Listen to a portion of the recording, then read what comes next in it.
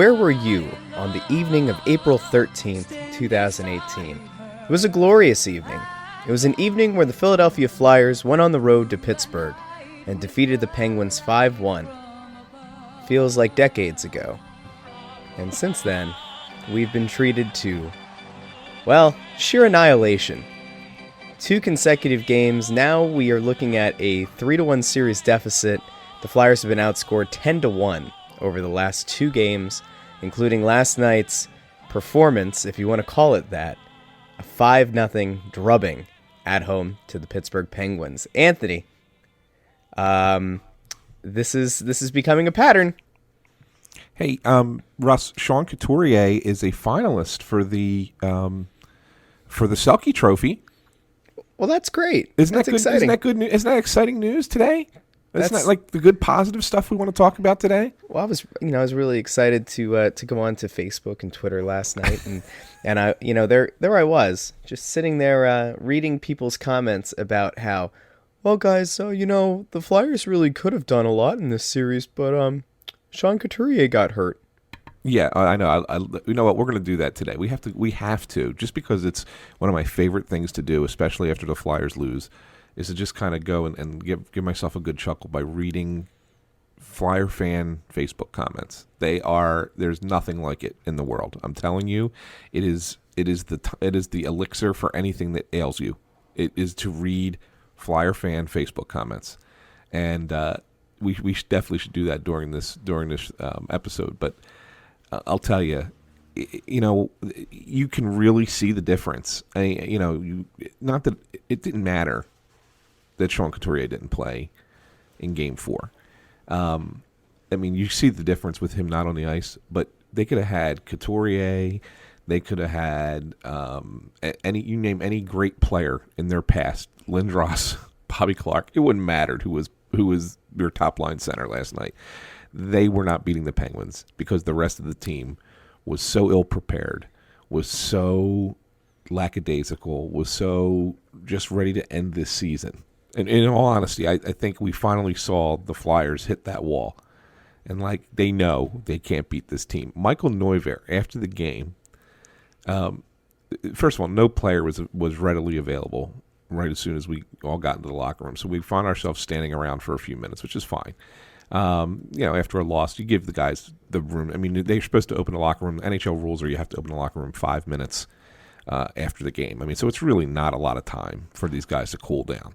So what they do is they know we're coming in, and so they get the hell out of Dodge, and they go somewhere where we're not allowed, and that's where they do their actual cool down. So you have us, a bunch of media people, cameras, all standing around waiting. And the first guy to come in is Michael Neuvirth, who really has nothing to say. What's this guy going to say? He came in relief, right? Is that your clock? No, you know what that is, and I forgot to turn it off. That was my cell phone. That was the alarm that I usually use to wake up my son, but I woke him up a few minutes early so that we can do the podcast. Yeah. So I heard the clock go off on Crossed Up, your baseball podcast. Did my heart a little bit of good. Anyway. Yeah, that was funny. So there you are, Michael Neuvirth. So Neuvirth comes back from injury for the first time, in his life. He's never hurt. He's never been hurt or have to return to a team. So this is all new to him. And he's the first guy that they bring out. What are we going to ask Michael Neuvirth? He comes into a game, they're down 3-0. He's got no prayer to save anything at that point.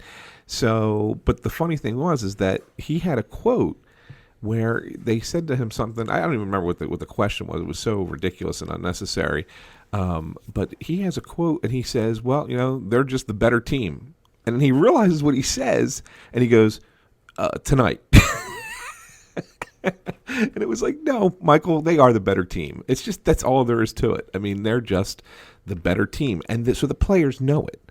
And so they've resigned themselves at this point to that fate, that they are just not going to win this series because they are playing against a better team. And that's all there is to it. Now, you and I can sit here and say, well, that's simple, right? That's a simple, logical explanation. And of course, the better team is going to ultimately win more often than not in a 7-game series. But why does the team feel that way?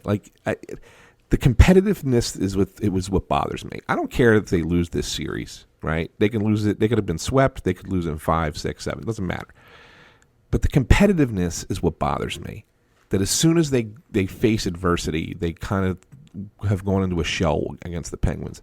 I'm telling you, as soon as that second goal was scored last night, they had that really great, sustained offensive pressure for like 2 or 3 shifts where they really were close to scoring and tying that game at 1.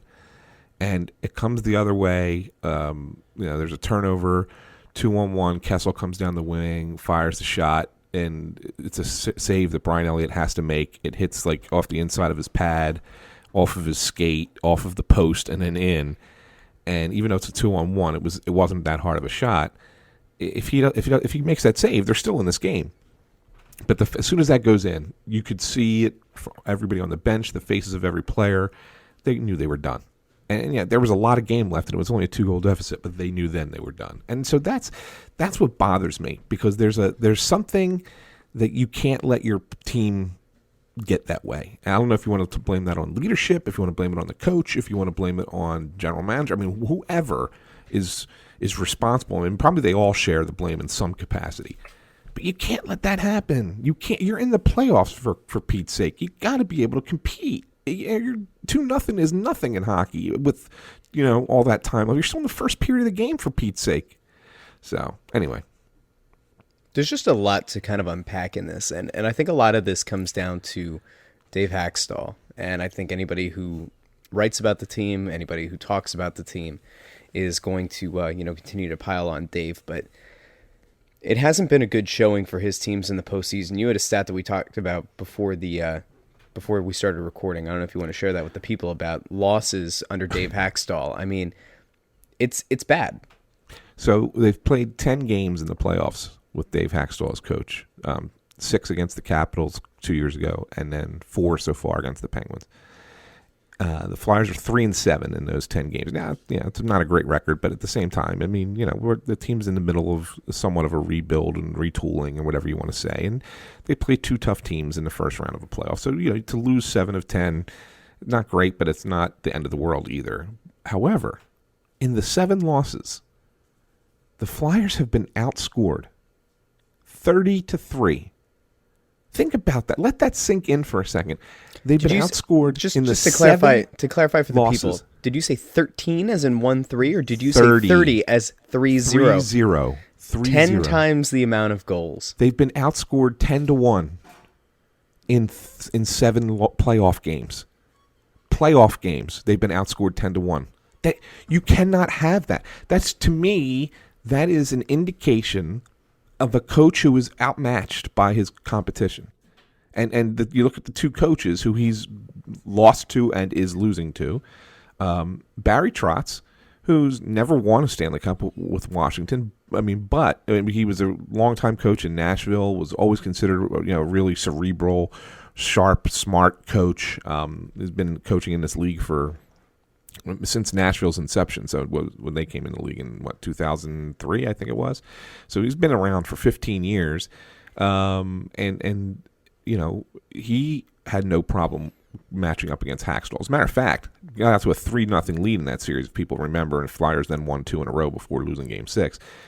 And now Mike Sullivan, who's a 2-time Stanley Cup champion. So, he is going up against good coaches, but you have to at least show something in return. Some kind of competitiveness. That's what I'm saying. It's so every time you go out there in the playoffs, as soon as the team gets down, they just pack it in, and it doesn't make any sense to me. As an athlete, you would think that you would have such a competitive drive that you would want to keep coming back, and you would want to keep doing, keep going, keep pushing, try. And you can just see it last night. The last 2 periods, I could have played solitaire the last 2 periods. I wouldn't have missed anything.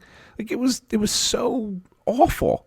Awful. I'll give you an example. This playoff series that just ended the other night, Vegas and LA Kings. 4-game sweep. Vegas swept the Kings in 4 games. All 4 games were 1-goal games. All 4 games were incredibly exciting, were really well played by both teams. The game was in doubt in the 3rd period late each game, and Vegas won. And to their credit, they played great defense and had some great goaltending by Marc-Andre Fleury. But every game, the Kings were right there, even down 3-0 in the series. They're pushing and trying to win that game 4. You just you don't see the same thing out of the Flyers. And why not? That's the biggest question. Why not? Well, getting back to an idea that we had in the beginning of the show, Facebook comments. So this one I think kind of falls in line with what you're saying. This guy said, I expected a visible talent gap going into the series. I didn't expect this disgraceful lack of effort. And like that to me, I think is the most egregious part. And I think, we made the joke after game 1 that the most memorable moment that Dave Hakstol had in that game was when he, I think it was after the 6th goal was scored. Dave Hakstol struck a Captain Morgan pose on the bench. And we said, well, that's kind of indicative of the way the guy acts on the bench. They're getting slaughtered. There's no fire. I mean, this is a situation where Laviolette or Tortorella or pretty much anybody with a pulse is probably going to rip into their team. Like at some point, you've got to get in the guys' faces and get them reset. I mean, even in game 3, Hakstol came out after the game and said that after the Penguins scored their 3rd goal, he realizes now that he should have used a timeout, but he didn't want to waste the timeout because he wanted to save it for later. It was like that to me was, I think, just beyond stupid logic. They went up 3-0 in that game, and it felt so much like all they needed in that moment was to collect themselves. And if Dave is going to be this, calming force, and that's the way that he wants to lead this team, which by the way I don't think works. If he's going to be this calming force and get them set in a timeout, then fine. Like, you need to do it before the game gets away because you're not scoring 4 goals against Pittsburgh. I mean, I know you did it once. You scored 5, and that was fantastic. And, everything went right in that game. You played about as perfect of a game as you could, all things considered.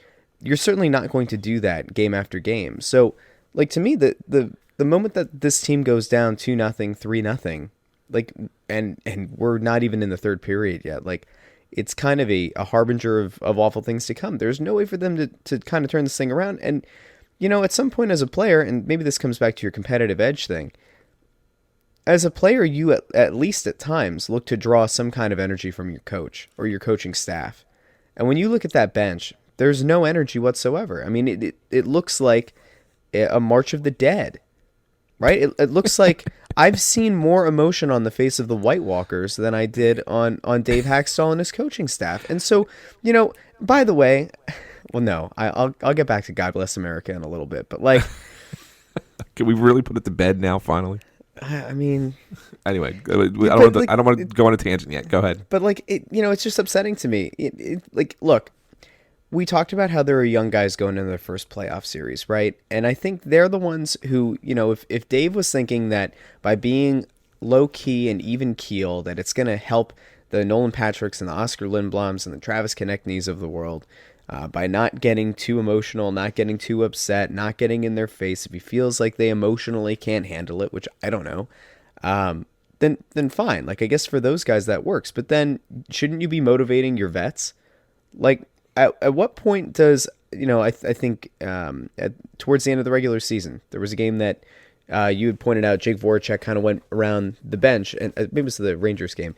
He went around to the bench and he said, guys, it's okay. We're going to get back in this, and motivated the team. I don't see that. I don't see that coming from the vets. I certainly don't see the younger guys looking like they're, I think maybe they're afraid to be out of line by trying to motivate their team. I think Nolan Patrick on the ice was a motivating factor. I mean, he looked like maybe at times the only guy who seemed to give a damn. And that, I mean, that says a lot about his character. That says a lot for me about his potential leadership in the future.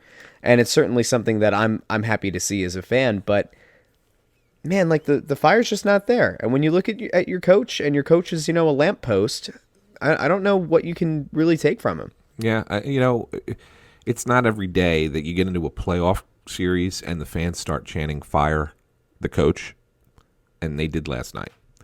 I mean, that goes to show you that the fans are frustrated, that there has not been progress with a very key element to the sport of hockey. And that hockey is a game driven on emotion a lot of times. Yes, it's a game of turn. We always talk about it. Well, how do you win at hockey? Well, you got to take advantage of your opportunities. Well, what are our opportunities? Opportunities come from turnovers because there are so many turnovers in the game. There's so many mistakes that happen in hockey. It's just the game is fast. It's played on ice.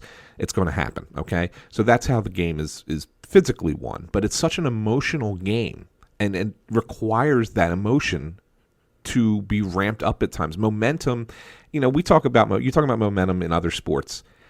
I don't necessarily buy it. Okay, you can play great defense in basketball, I guess, and kind of get the momentum going in your direction. But the fact of the matter is, you still have to hit your shots. Okay, the shots are still the same percentage chance of hitting that shot, right? And you talk about momentum in baseball. Well, I mean, okay, you can sit there and say it's contagious because you got to pass the bat and everybody hits, woohoo. But the fact of the matter is that you still have to go up there and you got to hit a 95-mile-an-hour fastball or hit a breaking ball or play the game the right way. And even in football, I mean, momentum is, again, it's so back and forth, and there's more scoring.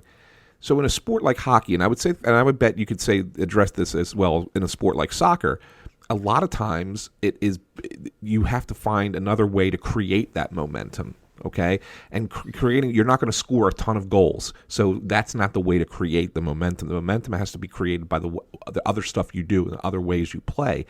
And a lot of times with hockey, because it's a more physical sport, it has to be created with emotion. And the emotion of the game and how you're playing. If you have to go out and make a hit or go out and do something that skate faster, skate harder.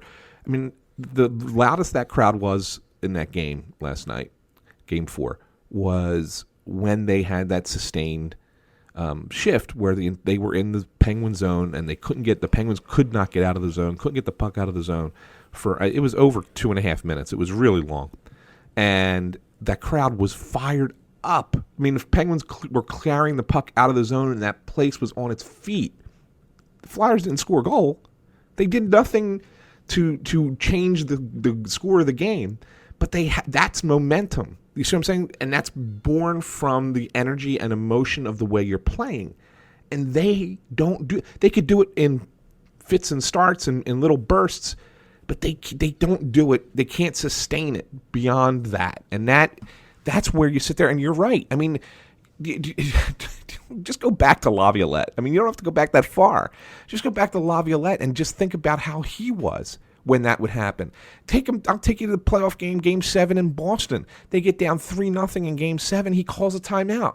He calls the team over, and rather than lay into them because they're playing terrible in Game 7 after fighting back in a series, he sits there and says, just get one before the end of the period.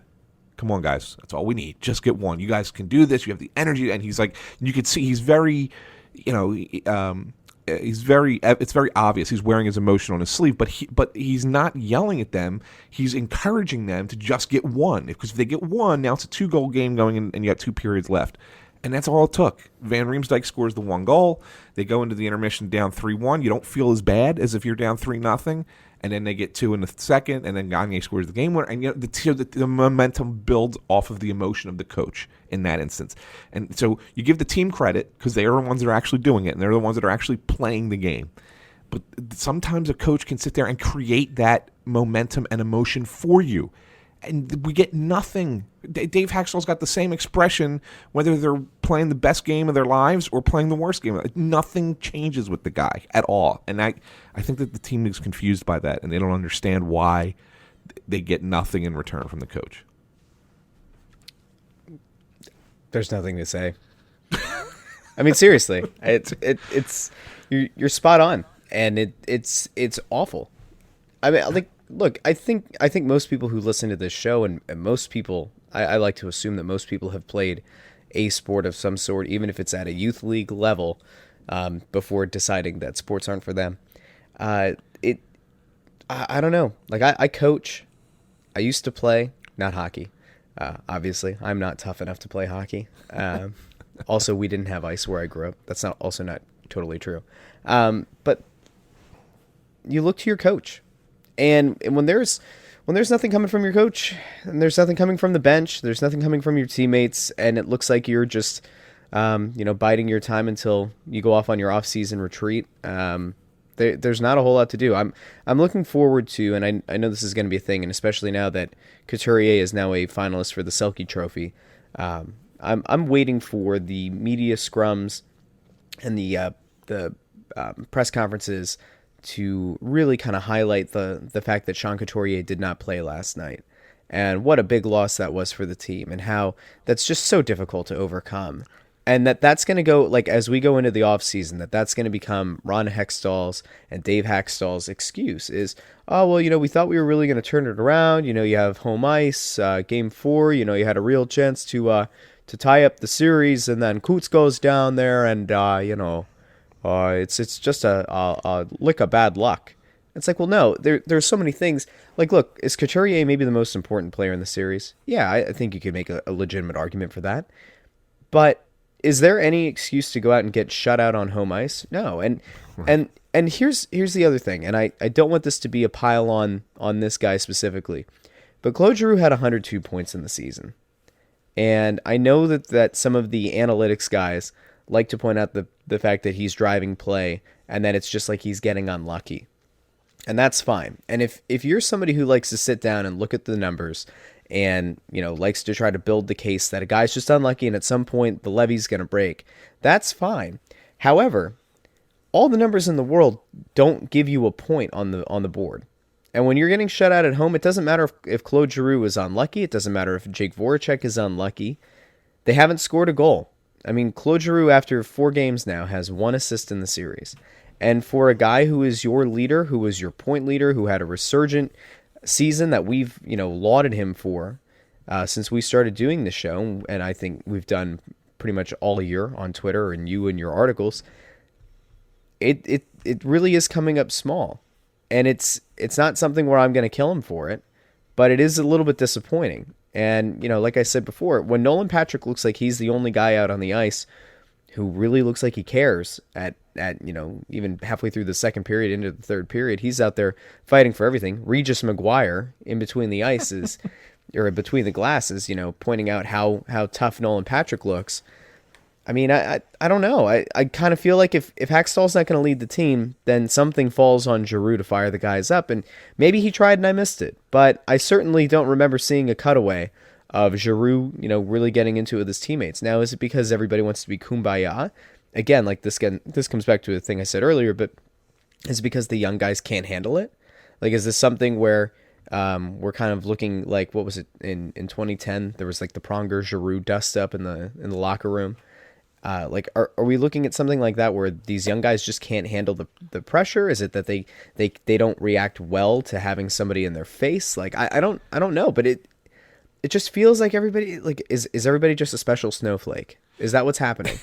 Well, I mean, you just gave me a lot to talk about there, but I would sit here and say to you that the young guys have not played great, other than Patrick. I think Patrick's been really good. You've said it and you've pointed it out, and in a lot of ways, I mean, I think he was their best player last night for sure. But I think he's had a really decent series as far as how he's played overall. The rest of your young players, and I mean, when you say young, are we talking about experience or young in age? It doesn't matter. The younger players on this team have just really not lived up to the billing, and that's okay. I mean, we've talked about it. It's you can't expect them to carry you. I mean, everybody screams for them to be in the lineup, and here they are in the lineup, and they're just getting their doors blown off. Okay, and that, as far as I'm concerned, that's okay. But you can't have expectations beyond what they're capable of. As far as Giroux, I really think that they recognized, finally, it took them 3 games, but finally recognized that they needed to put another skill person on a line with Giroux and Couturier. Oh my God. Well, we talked about it, Russ. I mean, what? I really wish Michael Raffles not that guy? I really wish that Couturier's injury didn't happen, not because I think he would have been a difference maker, but because the lines that they had finally put together in practice and they were going to use for Game 4 were the lines that we discussed on this very podcast prior to this playoff series starting. That, instead of trying to spread the talent through 3 lines, to really kind of condense them onto 2 and then shorten the bench and play those lines a little bit more. And he was putting Voracek back up with Giroux and Couturier and had Konechny playing on a second line with Patrick and he had him with Simmons. Now, I had suggested with Lindblom, although Lindblom's been really terrible in the playoffs, so maybe Simmons is more responsible. Okay, fine. But the fact of the matter is that they were trying to put all of their eggs into the baskets that they needed to be in, as opposed to hiding them in the yard. And then Radko Gudas goes and crushes Couturier and takes him out, and so now you're left with your second line is once again Val Filppula, Wayne Simmons, and Travis Konechny, which is not a good combination of those three players. So I think Giroux, what the Penguins are doing really well on him is they're letting him come into the zone. They're letting him drive the play. If you look at the statistical measurements, so he is driving the play, but they're really taking away high percentage shots. So Giroux is taking shots from much further away than he's used to. They're keeping him out of his happy zone, and he really can't create in the circles. That's where he really does his damage. They really defend that area well, and the Flyers don't have an answer. And the reason that they don't have an answer is because they don't have a talented enough trio to really force the issue, to really make the Penguins make decisions defensively. Patrick, for all as well as he played, and the reason he got all the shots is because they were taking away Voracek and Giroux. So Patrick was the guy that they said, okay, well, if somebody's going to shoot, we'll let it be him. And he led the team in shots last night, and that's the reason why, is because the way that the Penguins' defense kind of tried to take away Giroux and Voracek, and Patrick's the one that's left open, right? So he's leading the team in shots. And that's probably why he's a little bit more noticeable in a bad game than say anyone else is. But the fact is that that's how the Flyers have to. The reason Giroux had a great season. I'm not taking anything away from it. I think he's a Hart Trophy. He should win the Hart Trophy. I thought that he willed this team to the playoffs. They're not a playoff team, and he willed them there. But I'll tell you that a reason that he had the opportunities he had was, one, he was now operating from a part of the ice that teams weren't used to him operating from. So it took him a while to kind of figure out where Giroux was. And two, Giroux always had two quality players on the ice with him in Couturier and Voracek, and then eventually Couturier and Konechny. So it's a combination of both things, and you give him credit for taking advantage of those situations and being the second leading scorer in the NHL. But it's because you hear coaches say this all the time, Russ. You hear the coaches say, and this is a great Andy Reid. We always need to put our players in the best position to make plays, and it's very cliche, but it's true. And what the one thing Hakstol did really well this year was put Giroux in position to make the plays he needed to make.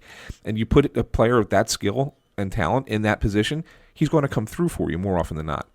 Well, you don't have that in the playoffs because you decided in the first 3 games not to put that extra good player on the first line, and then you lost your big center. And so, Giroux's out there working his butt off. He's trying. It's not like he's, kind of slowly just limping into the off season. He's out there and he's hustling, he's skating, he's trying. He just can't get his shots because the Penguins are taking him away and saying you have no one else to beat us, and that's it. So that's the answer to that. I mean, once again, it comes right back to the coach, and I hate belaboring the same thing over and over again because players do make mistakes and players are responsible for that on the ice. And we could sit there and we can identify each individual. I thought Shane Gostisbehere had a terrible game last night, for example. I thought he had too many turnovers. He was out of position. He got caught his head is constantly on a swivel. I mean, he just didn't have a very good game last night, and that's the best defenseman on the team if you ask the media. And Hakstol ended up splitting up that pairing too. Yeah. He has to try. I mean, I know that he's got to shake things up, but he's got to try something. It really does. I mean, it's just at this point, but that's rearranging deck chairs on the Titanic is what that is, okay? Can we talk about the defensive pairings really quick? Yeah. I know Robert Haig is not a world beater, but Brandon Manning through 3 games had essentially been on the second defensive pairing in terms of leading the team in minutes. Mm-hmm. And I can't wrap my head around it. We've talked about this a million times, but Brandon Manning as a guy who's supposed to even be on your team, on your active roster, just is a little bit perplexing. He should probably be in the press box or down in the AHL. The idea that not only is he not the 6th defenseman, but he's I think he was 3rd or 4th among defensemen on this team in playoff minutes. I don't understand it. I can't wrap my head around it, and I don't understand why. Like, I know that Dave doesn't like that Travis Sanheim is, allegedly a defensive liability as a defenseman, or if that's just a thing that he likes to say because, he's young and he doesn't want to have to, give a good reason for him not playing. But, like, why is Brandon Manning getting second pair minutes? So the mistake here on the coach's part is this. Right now, I mean, Travis Sanheim still got room to grow, but right now he's the third pair guy. I mean, and I'm not saying this to belittle him or anything like that. I mean, he does make mistakes, but so you want to kind of control his minutes. So what he did, which I don't get, is he put him and Sanheim and McDonald, made them the third pair, which maybe they should be the third pair. But you don't have a real second pair. Instead, he put Gudis and Manning into second pair minutes, which is the worst thing you could possibly do. So if you were concerned about Sanheim and the minutes, okay, maybe Sanheim shouldn't be playing the amount of minutes yet. He's still kind of feeling his way and finding his way. Okay, fair enough. So then why not just split him up? I mean, Andrew McDonald isn't a second pair defenseman, but he can pass as a second pair guy if you need him to, because he's been around, he's a veteran guy. Okay, so, and he doesn't make as many mistakes as everybody seems to make it out to be. He does make his share, but he's not as bad as Flyers Twitter fires it off to be. So maybe you split the two, and maybe you play Gudis and McDonald together. They're not going to move the puck much, but they're going to at least play solid defense in their own end for the most part. And you play Sanheim with Manning, which is, I know it seems frightening, but you can't have Manning playing the kind of minutes he has. Now, I will say this. For the first time in the playoffs, Robert Haig took warm-ups last night. It's a little talked about thing, but that tells me that they are thinking about that decision. And they kept Haig out of the lineup. I wouldn't be surprised if he's in Game 5 for somebody. I'm not convinced it's going to be Brandon Manning. I think it might be for Travis Sanheim, in all honesty. Great. but awesome. But what could possibly go wrong? We haven't watched an entire season of this crap. Absolutely. Let's have. You know what? Like, this is the thing I don't get, Anthony. Like, I don't understand it, and I know that Dave Hakstol is going to keep his job, and it's going to drive me nuts, and I don't get it. I don't understand. Like, Sanheim at least gives you, like, look, I get that he's not your best defenseman, which is something that Shane Gostisbehere got killed for. Right. What was it, last year when he was getting sent up to the press box? Like, that was his thing. And then at some point, Dave Hakstol was like, oh, you know what? I guess there's some value in a guy who can, push play, get into the offensive zone and, create chances. Huh. I guess that's not bad. I guess that's not, a sign of the Antichrist. Maybe I should allow it to happen. Like, Sanheim, like, if nothing else, I think is going to be able to give you a boost in the offensive zone. I mean, certainly you're not going to be able to stop Pittsburgh from scoring. You've only done it in one game. The rest of the season, they've scored, 5 goals against you, at least in all of their wins. So I'm not too worried about having guys who are the best defensive defensemen. That's just not something I care about right now. So give Sanheim the minutes. This is, I guess, the other part of this. Give the young guys the minutes, because clearly the series is over, or if you are able to go into Pittsburgh and steal Game 5, the series is still likely very much over. So give the young guys the playoff reps. Give them the experience of what it's like to play in the postseason. Like, I know that there were people on Twitter and people on Facebook who were irate last night saying, well, it probably would have been better for the Flyers to miss the playoffs, to be honest, because this just isn't a good showing. And I can't disagree with it anymore. The idea here that, the Flyers and their youth and everything are getting embarrassed and that's not worth it. No, like, there's something to be said for experiencing the playoffs for the first time. I mean, it was something that we talked about going into the series. It's something that every pundit, I think, talks about every year about any team with young players. I would much rather them get the experience in this series, if it's even only 5 games, and be ready for a postseason run next year or a deeper postseason run in 2 years, because they know what to expect from the postseason, than for them to have their first experience next year or in 2 years when, like, let's say they're a top 4 team, and, like, they're a legitimate top 4 team. It's not because of the way that the seeding works in the NHL, because God knows they might change it again by then. But, like, if this team is a legitimate Eastern Conference contender of some sort.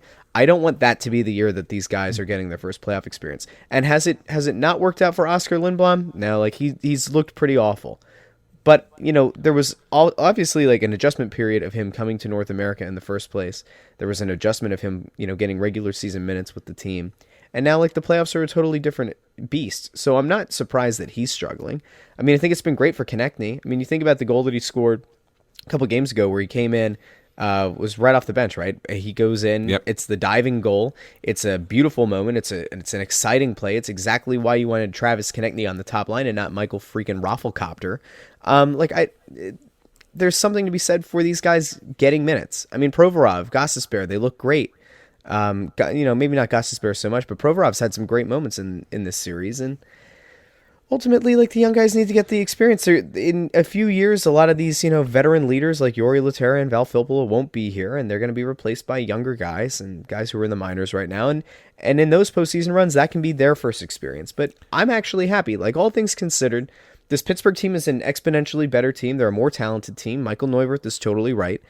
They are the better team. The people who came into this series expecting the Flyers to take it 7 or the Flyers to somehow like win it in 6, I thought they were delusional the entire time. I picked the Penguins to go on and win the Stanley Cup in our bracket challenge, which has 16 entries, which was actually not that bad for when we announced it and when the deadline was. It was like they had 2 hours, 20 minutes. Yep, it was something like that. And and to make it even worse is I didn't even put mine in.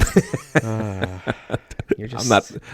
I would be number 17. I just put my picks out on awful. the air. I didn't put them actually on the website. It's just not good. It's not a good look, Anthony. I want to get to a Facebook comment really quick that I saw. This is my favorite one last night. Go ahead. Does anybody else agree it's time to pass the torch? Trade G, Simmons, Jake, and all these other bums, and give Konechny the C, Provy the A, and Patrick the A. This is the exact kind of Flyers fan that drives me insane. Yeah. I mean, like, insane. And luckily, I was actually surprised by this, but in the comments section of that post, there were no fewer than, I think, 40 people who said you need to leave this Facebook group right now. Like, Giroux just had 102 points. Voracek just had, was it a career high in points? I mean, he was up there. They're like, okay, Simmons hasn't had a good year, but we still love Simmons. We're still attached to Simmons. But, like, are you out of your freaking mind? And, like, yeah, why don't we just give the C, give the A's to a bunch of young guys? It's, it always works out. I don't know what could possibly go wrong.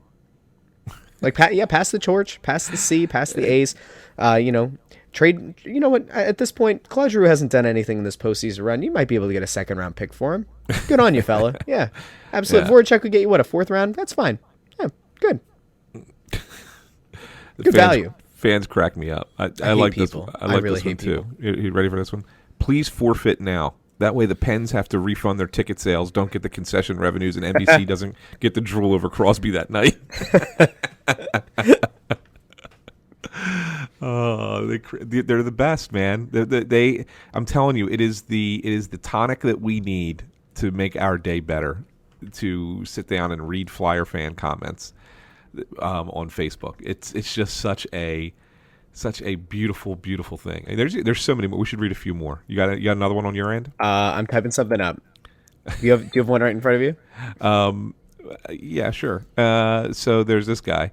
I'm by no means blaming Elliott 100%. But can someone please explain to me? My emphasis is his emphasis. Why we have the supposed god of a goalie in Hart, and he's still in the AHL because we're clearly doing so much better. And he's gonna get so much NHL experience down there. Fuck off with your "he's not ready" comments. So there's so much wrong with it. He's not in the AHL. He's never been in the AHL. He's in junior hockey. He's not allowed to play in the NHL. These guys don't get it. They just don't understand. They're supposedly fans and know nothing about the sport. That's what my favorite thing about these people. This one is motivational. This is from an hour ago. So this is like somebody woke up at like 5 a.m. to post this. Here's where I'm at. You hit guys. Hard. Not dirty, but hard. You move them. They see you coming and they flinch. It's all about playing hard. If you're aggressive in attack, your opponent is defensive. How many slick passes across the slot does Crosby make? How many simple wraparounds with the goalie facing the wrong way? You eliminate the pretty plays by making them outwork you. But you go in with the mindset that they won't work. You push play. If you lose 2-1, they respect you. Damn, that team worked hard tonight. You go out there and try to match skill set with an elite and experienced playoff team, they laugh at you. I actually agree with that. At least in at least in a little bit of it. All I thought though when he was like hard, came back to Goon. Love them. I love quoting Goon. You gotta play hard. Biceps, triceps, arceps, hard. I'll let the fans of that movie finish the rest of it. It starts with Greek, and we'll go from there. I got another one. I got a guy who blamed the fans. Yes. Because they were quiet? Oh. It's the fans' fault. You ready for this one? Okay. Maybe the Flyers will have more success playing in Pittsburgh, where there won't be as many whiny, sissy-ass fruitcake fans there booing their own team. Great job taking the fire out of our own players. I will say, though, Anthony, like in I think it was game 3. The commentators did note that the place had gone practically silent. And I know, and this is an issue that I've brought up on Crossing Broadcast before, but, for a city that likes to beat their chest about being the best fans, when one thing goes wrong, the arenas get silent. Uh-huh. And it drives me insane. And, people like to usually fight back with that, well, give us something to cheer about. And that's fair to an extent. But, if you're looking at the bench and your coach isn't motivating the players, I mean, you've got 20,000 of your best friends in that arena. All it takes is a little bit to get the energy going. Vegas has had an amazing season, and part of that has just been the amazing atmosphere that their arena creates. And they're an expansion franchise, and I would say that right now, their crowd as a whole is a better crowd than this Flyers crowd. Because it's not like they're just cheering when their team is up. They are motivating their team back in. I mean, this is one thing that, the soccer comparison, if a team is losing, their supporter section starts singing again. Yeah. They get the chants going. They build the arena, they build the stadium into, what should feel like a home field advantage. And right now, the home field advantage, the home ice advantage doesn't work for the Flyers. It doesn't exist. It's only there when something's going well. And the second that Pittsburgh scores, you can just hear, I mean, you're there, so you'd have a better idea of if maybe it's just not the TV cameras picking up the sound, but it just feels like they pop the bubble and all the air, escapes from the place.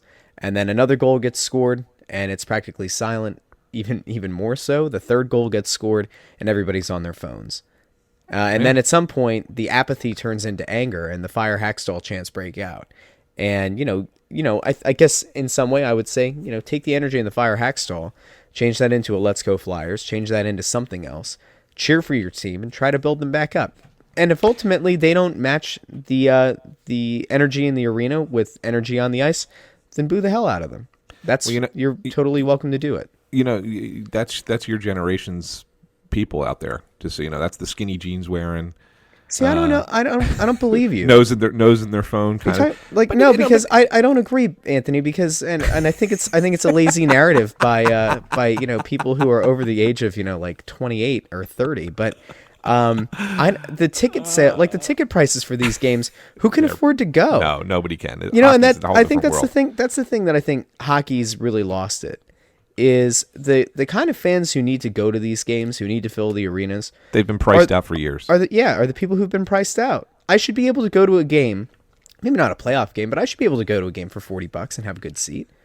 Why should I have to pay $150? Why should I have to, for lower level, like in the 200s? Are you kidding me? I'm not going to that. I'm not going to go with my wife and kids. They could sit on our laps and it still wouldn't be worth going. That's insane. So then you get this apathetic crew who can afford to go. And they're not building the atmosphere. So I know the Flyers will never do it. I mean, it's profits, but at some point, don't we? I don't know. Doesn't the NHL look at themselves in the mirror and just say this is nonsense? This is insane. Even the Sixers, right? They play 82 games. They play 41 at home. The Flyers play 41 at home. Why are the ticket prices twice as much? The Sixers are a better team. You know why? If you look at where most of the decisions are made in the NHL, it's New York and Toronto. Okay, that's where the two main offices are. What two cities have people who will spend ridiculous sums of money on sporting events? New York and Toronto. I mean, literally to get a you talk about $150 to go to a seat in the 200 level. The seats in Toronto are close to $1,000 a game. The seats in New York are around $750, those lower level seats for playoff games. It's ridiculous, but people will pay it because there's more money in those cities, right? I mean, that's just the cost of living in those cities is so much higher. So you get that. But then you wonder there, and you sit there and say, well, how come we're not drawing in Florida? How come we're not drawing in Raleigh, North Carolina? Nashville's an exception. How come we're not drawing in Dallas? How come we're not drawing in Arizona? Well, because these are places where the sport is, where cost of living is much lower, and you're trying to charge them prices that are for New York and Toronto. You can't. You just can't do it. And that's part of the problem. I'll be honest with you. The Flyers' ticket number, and this is a big credit to Sean Tilger. Their ticket sales numbers are actually like in the bottom half of the NHL. They really, for such a big market, they keep their prices as relatively low. And I say that with knowing how high they are. In comparison to the other teams, they're relatively low. That doesn't mean that the ticket business is correct in the league. It just means that the Flyers recognize that there are people in this city who want to go see the show, go see the games, who probably can't afford a higher ticket price, and they try to keep it at a level where it's like, okay, well, we'll still fill the building with this. You know what I'm saying? Yep. As opposed to, we know we can get some people to pay more money, and we'll charge more for the ticket. So I give them credit for that, but this is not a Flyers issue. This is a league issue, and it's just. Yeah, and the league wonders why it constantly shoots itself in the foot, and this is one of the ways it does. That it's still the number 4 sport, maybe even number 5. I mean, the way MLS is kind of growing that in this country, it's just it's because of that. It hurts itself. The league hurts itself constantly with the decisions it makes. Well, I think that's a good spot to wrap up. Here's a 5-star review before we head out. TJ's back tat says, "Go Flyers, 5 stars. Crosby won't score this whole series, I promise." By the way, you know what he's done? Not only has he scored 5 goals in this series, he scored on all 3 goalies the Flyers put in the game. Now that is a sign of a great player. He's not a schmuck like that Giroux guy we have. Trade him, trade Voracek, trade Simmons, trade the whole crew. Trade them all. That'll change everything. Yeah, trade him. And Dave, I'm just gonna. I know you're listening. Get the guys ready for Game 5. Don't embarrass us any more than you already have. And by the way, Dave, if you listen to Snow the Goalie, which we know you do, I want you in the beginning of the game to just strike a beautiful Captain Morgan pose, because I want that to be the lasting image of this season as we go into the off season. Anthony, we'll talk again next week. Maybe if something goes crazy, we'll put out an emergency podcast, but otherwise we'll talk to the people. Yeah, I think Thursday. I think we're doing a season wrap up next week. Just saying. It's going to feel great. It's going to feel great. Yeah, it's going to be a season wrap up. God bless America.